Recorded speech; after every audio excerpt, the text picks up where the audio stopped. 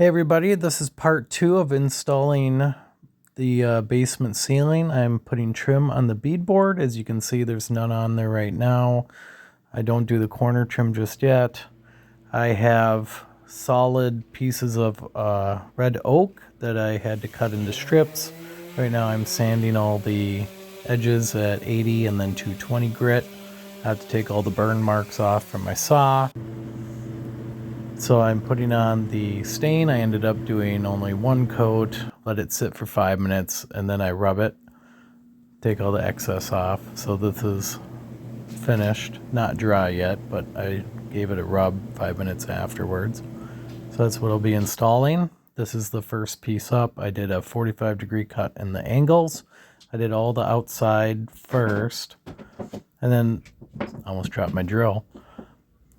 I cut my pieces that line up next to each other on the wall at 45s, so you can't really see a seam as easy.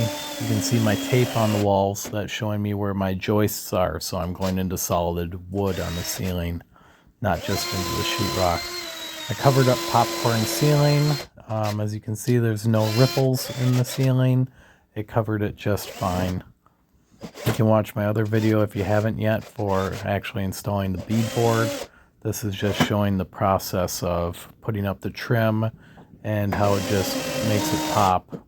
It covers up the seams. Otherwise, I use silicone on some of the other seams going across vertically.